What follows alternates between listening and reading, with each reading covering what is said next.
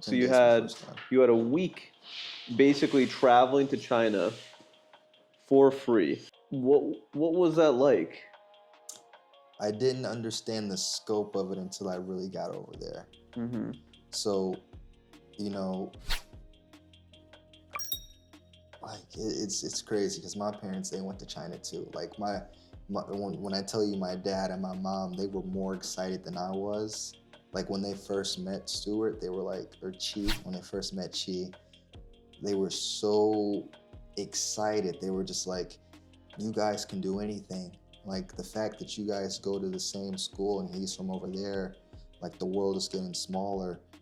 Like this wasn't possible not that long ago. Like you guys can do anything. Just think big. Just think big. So we go back to his hometown at the beginning of the summertime.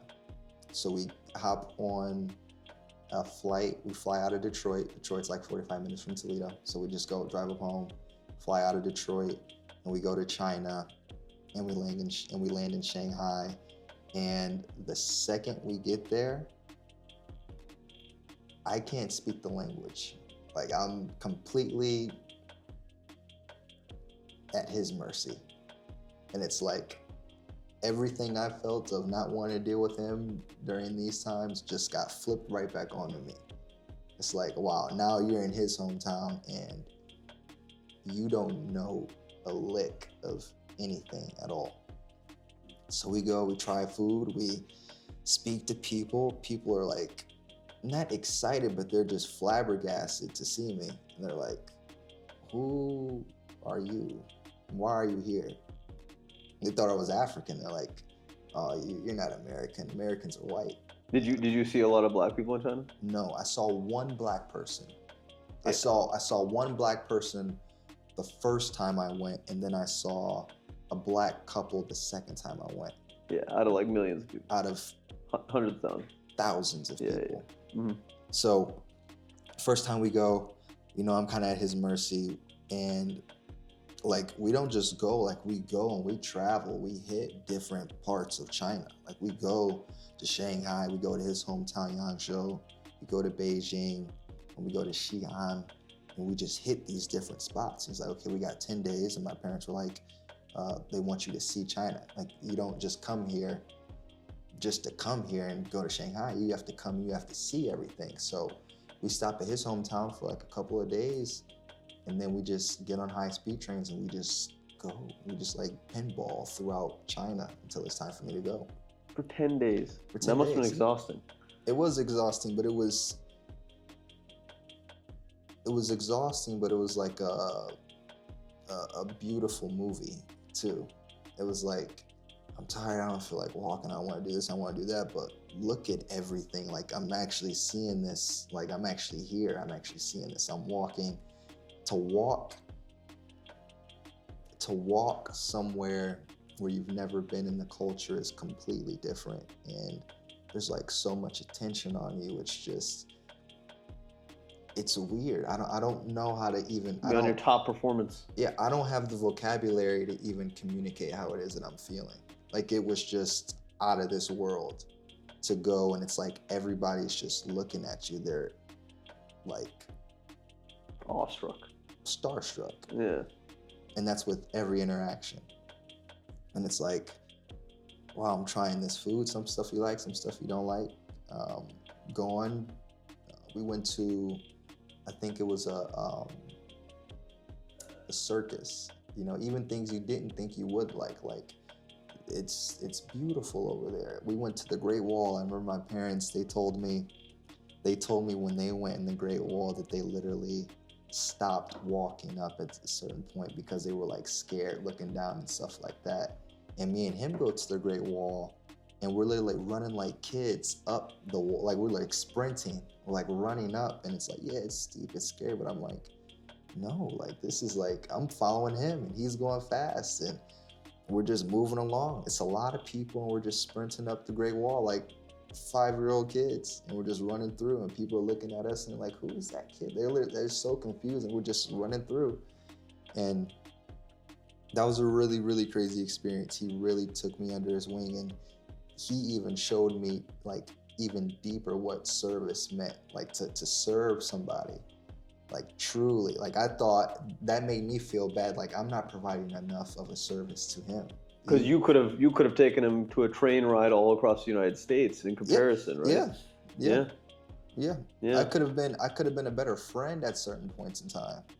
Like I could have just treated him better. I could have been more enthusiastic to do certain things, but it's like you kind of have to deal with that in hindsight. So it's like, okay, we come back, or I come back to the States, and I'm just like appalled. I'm just like stuck, sitting in my seat, like, wow. We go through the summer, we go back.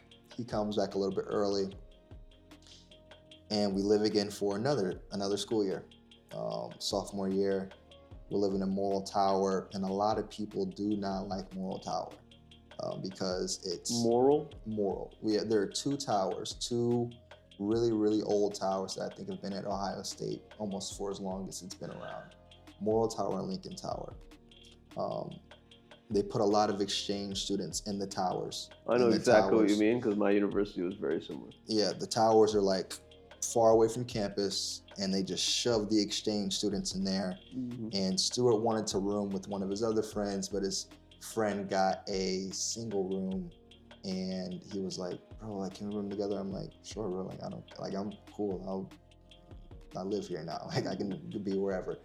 So the whole seating process and us getting where we want to go, it just got jacked up, and we ended up in Moral. And a lot of people don't like Moral. And I was like, bro, this is lit. Like, we got the football stadium right here. We get to actually see it. We're on like one of the top floors. And I'm like at arm's reach away from everybody else. So it's like there was a year of just really just me and him.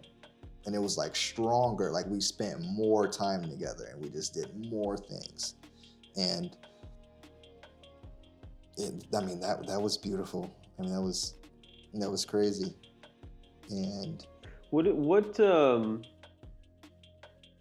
grace lessons did you learn from your travels? Right, so you're talking about these cultural differences, mm-hmm. and you're talking about, we have this conception that we're giving a lot until we go to someone else's realm of thinking, and then we realize what giving is, from their context.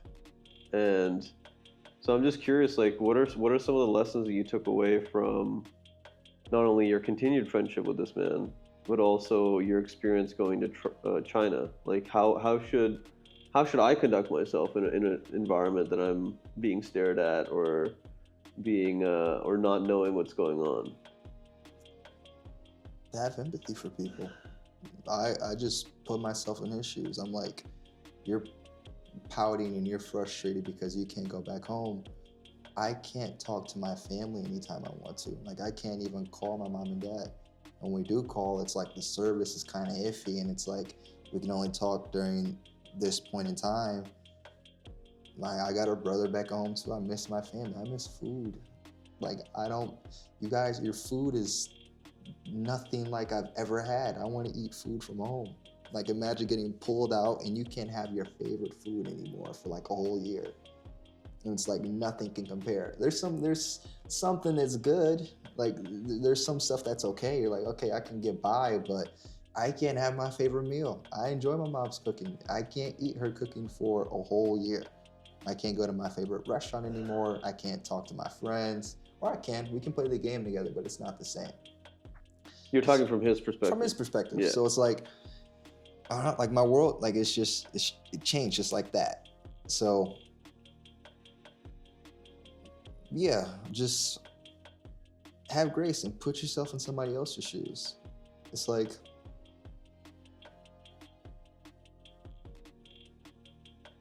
I would think, what would it be like if I was him? And then I kind of became him. And then I was like, oh snap, like, this is uncomfortable. Like, when I went to his house and his parents would cook dinner, they couldn't speak English. So, like, he was like a translator between everything that was spoken. The only people that could, like, the kids could speak English. All, like, most Chinese students can speak English. So we would go to this high school, and we would talk to kids, and they would like literally, they would just, it was crazy. They were like, who is this? What is he doing here? And they would come up and they would ask to touch my hair, and they would like look at, and they're older, they're not like little kids, but they're just curious. And I would be curious too. It's like, I think people take, especially people in the States, we take diversity for granted almost. Like, we have no context of, you know, what other countries kind of operate like. You know what I mean? It really expanded my worldview. Even in business, like, people operate business differently. Like, you think you got the very best way to do business. You could be right, you could be wrong, but there are hundreds of other countries that do things very differently, and they're very successful people in different parts of the world. So it's like, I feel like there's something that can be learned from everybody.